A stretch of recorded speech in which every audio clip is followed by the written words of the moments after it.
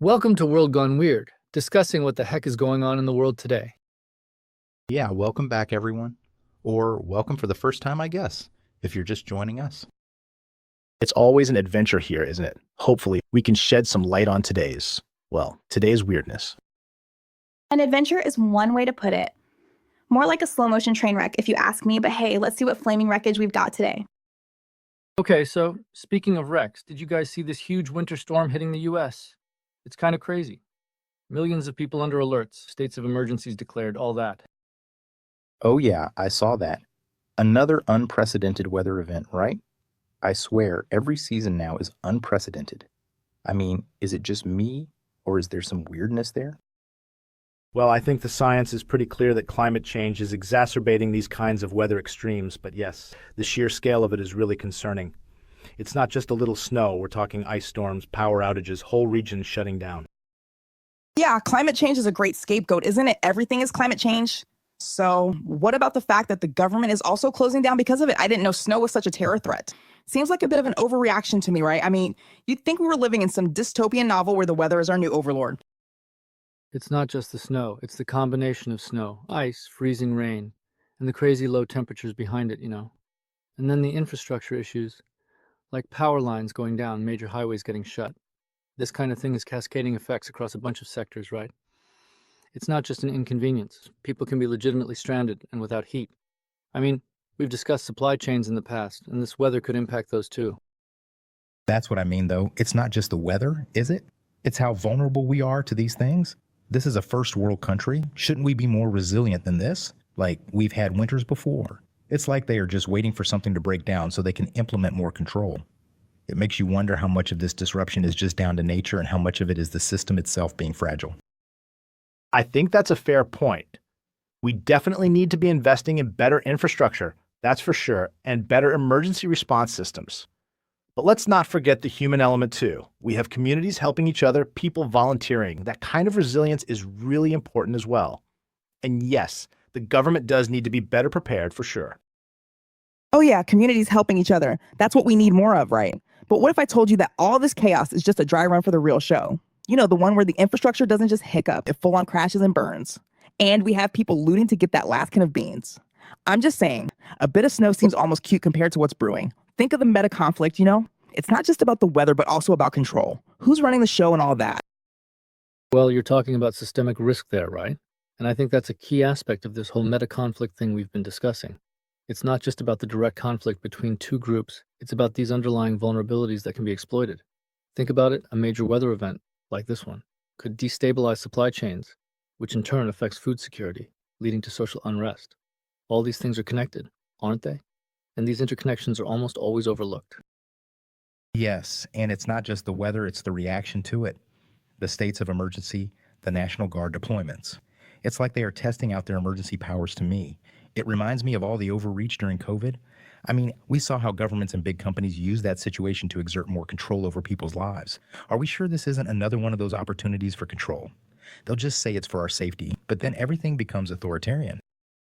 I get your point, that there are always actors who are willing to take advantage of a situation, but I also see the National Guard deployments as being necessary. I mean, we had people stranded for hours needing help. We can't just abandon them to the elements. And we should be also working on solutions to make sure that doesn't happen next time. It doesn't have to be a conspiracy, Oh, it's never just one thing, is it? It's a delicate dance between genuine need and opportunistic overreach. Like, sure, people need help, but who's benefiting from all the new rules and regulations and mandates that always magically appear after these emergencies? It's like a never waste a crisis playbook, right? And what about the elections too happening in the middle of a blizzard? Convenient, isn't it? It makes you think, is that the hidden meta conflict? Okay, so you're bringing up the timing of the storm with the election certification in DC. And I think that's a great example of the kind of subtle, underlying tensions that contribute to this meta-conflict. The storm itself is just nature, but the context of it, this massive storm hitting on the day that Congress is supposed to certify the election, it adds another layer of complexity. It's not a direct conflict of armies battling, but it is certainly a clash of narratives and power dynamics. Exactly. And the media is already framing it as a security risk. They're talking about how the storm could disrupt the process and sow further distrust in the system, which, of course, is exactly what those in power want to see. Right. They have been trying to undermine confidence in the elections for years now. And the chaos of this storm plays right into their agenda. It's almost like they are using the weather as a weapon of influence. But hold on, I mean, to say that the storm is just being used as a weapon seems like an overreach, doesn't it? The weather is a real event that impacts people's lives regardless of political agendas, right? There may be people who try to use it for political gain, sure, but let's not conflate the weather with a deliberate act of manipulation. It's more like a bad hand dealt in a high-stakes card game.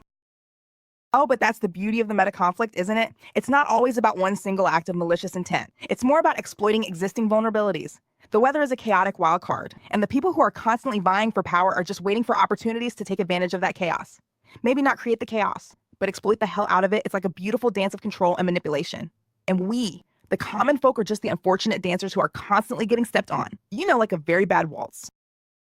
Okay, so taking a step back here, we're talking about a multi-layered situation. You've got the natural disaster, the vulnerability of our infrastructure, the political implications, and the potential for exploitation. And to me, all this links back to the idea of competition for resources, whether that be natural resources like water and energy, or even the more abstract resource of political influence. Even the information narrative control is a resource, isn't it? And this storm exposes a lot of those cracks in the system. And the cracks are getting wider, right? This storm highlights how fragile everything is and how quickly things can unravel. It's like we are all walking on eggshells, and all it takes is a bit of snow to send everything into a spin. I mean, shouldn't we as humans, be able to withstand a bit of ice? The fact that we're all going into panic mode says a lot about how dependent we've become on the system. And I mean, it seems we've lost the ability to take care of ourselves as individuals or as a community. And what's up with all the delays and closures? Is there not a backup plan in place for our backup plan? Well, yes, I think we do need to look at how dependent we are and at the same time how resilient we aren't. But when I look at this, I see opportunities too. We can take these events to really rethink how we do things and build better infrastructure, improve our emergency response, and maybe even strengthen our communities and help each other. We have to look at the big picture here. These types of changes need to come from not just the government, but also the individual. Yeah, great idea. Opportunities. You sound like a motivational speaker now. But it's all wishful thinking, isn't it? We're talking about a system that's built on chaos and competition. The big guys aren't interested in building resilience. They want to keep us dependent, vulnerable, so they can stay on top, so they can control. It's not about opportunities for growth. It's about opportunities for control, I'm telling you. Think about this. What if the weather is a new battleground? I'm not saying it's manipulated. I'm just saying if it is, it will be a perfect weapon. And that's a crucial point. Even if the weather itself isn't manipulated, the impact of it, how it's used or framed, that's definitely a playing field. The way information about this storm is being disseminated, the way certain narratives are being amplified, that's all a form of influence operation, isn't it? The meta conflict is always about who controls the story, not just who controls the land or the money, or even the weather. Right. And it's not just the mainstream media. It's also the social media echo chambers. People are just retreating into their own little bubbles, and whatever narrative they subscribe to, that's all they see. So one side is shouting climate change. We need more green policies, while the other side is saying it's all government overreach. And they are using weather to control us. The actual truth, the nuances, gets lost somewhere in the crossfire, which is the whole point, right? It's about division, and then they get more power. I completely agree. The social media bubbles are really problematic. They make it hard to find any common ground or have a rational discussion. But I think we can't give up on trying, We have to try and reach across the divides to find those common interests. We are all on this big rock together, so we better figure it out. And I think that begins with critical thinking and empathy. The storm shows we are vulnerable together and also resilient together. The choice we have is what we do with this information. Oh, empathy, what a beautiful word. It sounds good on paper, but the reality is a lot more messy, wouldn't you say? People are too busy trying to survive or get ahead to care about what's going on in someone else's bubble. And even if we try to reach across the divides, there are always going to be the manipulators, the power-hungry people who benefit from the division. The meta conflict is about the control of the narrative and the resources. It is not some hug fest between the divided. And the way things are going, I think it's just going to get worse. Much, much worse. And that's the crux of it, isn't it? The meta conflict isn't just about a singular event or issue. It's a complex interaction of interconnected forces. The weather, the political climate, the technology, the social dynamics, they all play into this bigger picture. And the way that these different threads interact is what determines the outcome. And the fact that we're all talking about it and aware of it, that's the first step. But it's a long road ahead. A long road that might lead to a dead end, if you ask me. We're so busy focusing on the surface level, the storms and the elections and all the noise, that we miss what's actually happening underneath it all. I mean, do we even have a chance to stop this madness? Because it feels like we are just along for a ride, a roller coaster of a mess that is going downhill fast.